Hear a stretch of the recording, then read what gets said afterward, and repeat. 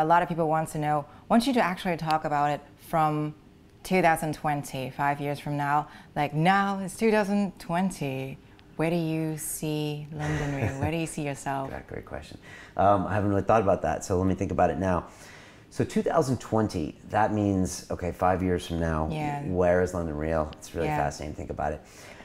It's like your affirmations, right? Yeah, well, you know, it's interesting. That's a long way ahead to think, but I think it's really refreshing you asked me that. So 2020, London Real is a media company. You know, what we do is we produce amazing, game-changing media that influences the world. And I see us still being in London. I see us being in a bigger place. I see us, it's funny, when you go from, say, 12, 15 people up to 50, you know, you kind of go from a small, this kind of business into this scalable business. And I don't think we ever need to be like a Viacom or a, you know, I don't know, a TechCrunch or a Huffington Post. I think that's too far. I'd like to just be bigger and greater at what we do. But I feel like we're going to be a media company. And so we're going to have multiple different media touches. I think documentary films, Luis and I have talked about doing documentaries before, or things about even my experiences. And so I think we put out other chunks of media in addition to this show and other shows like this. Super high quality, super real,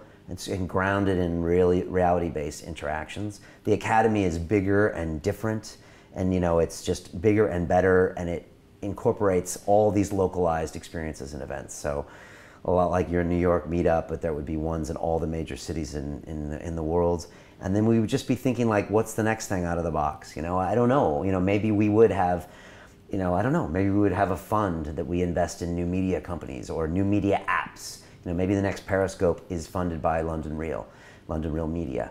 And so we look at these technologies that change the game when it comes to people interacting.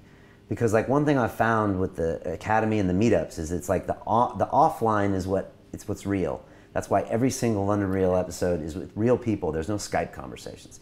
So like, this is real, what you and I are doing. Yes. And yet all of our videos are not real. They're online, right? They're digital experiences. And the Academy is a digital experience. And yet it's locked in when you meet people in person and you feel their energy and you're like, wow, we were all here on Thursday night. It was wow.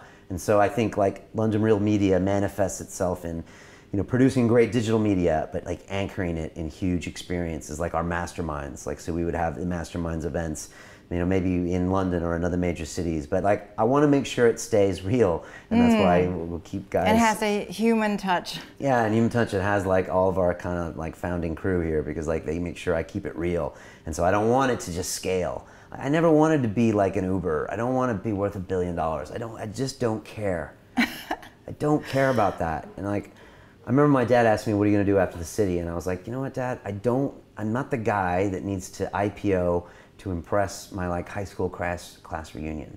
Like, I don't need to do that. I don't want to do that. What I want to do is create something like amazing and real. So I don't think we need to scale and like I said, IPO and raise billion. And I don't want to be a Vice Media. I don't want to do that. But I just want to do something where people are like, wow, when you go to London, you should be on London Real.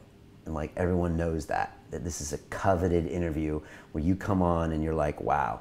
You know, a guy that inspires me is Marc Maron. You know, Marc Maron just had President Obama come to his garage, his nasty garage, and sit down and have a conversation with him. Because Maron does something special with people. You know, he gets real conversations from people, emotional experiences in a Marc Maron type of way. Yes. In an emotionally needy, grabbing kind of way that Marc's made is IP. You know, and Marc said 6 years ago, Marc was depressed. He couldn't get a job as a comedian. No one wanted anything to do with him because he was just a jerk. You know, and he started this thing off in his garage, and he started talking and creating media. And he does audio files. That's even harder to make an impression on people. And now the President of the United States came by his garage. It was a great moment in media, and I love when I look at Maron and he's got like John Hamm from Mad Men, or he's got Iggy Pop on his show, or he's got all these people, because it gives me inspiration for London Real. And so there is no reason that we will do all of those things. There's no reason a sitting president won't come here and sit down with me at London Real, because we deliver something that's unique and positive and amazing. And so I see us doing all of those great things, and that's what I want people to know. When you come to London, you should always be on London Real. So people worth watching. I believe in it, and in you.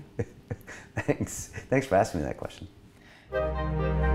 To watch the rest of this fascinating interview, click on the link below and go to londonreelacademy.com. There you can sign in with your social media, log in and watch the rest of the episode for free, along with all of our episodes on London Real, my webinars, and all of our premium content, all located over at londonreelacademy.com. So click on the link below, you'll be directed there and you can watch the rest of this fascinating interview, and I'll see you there.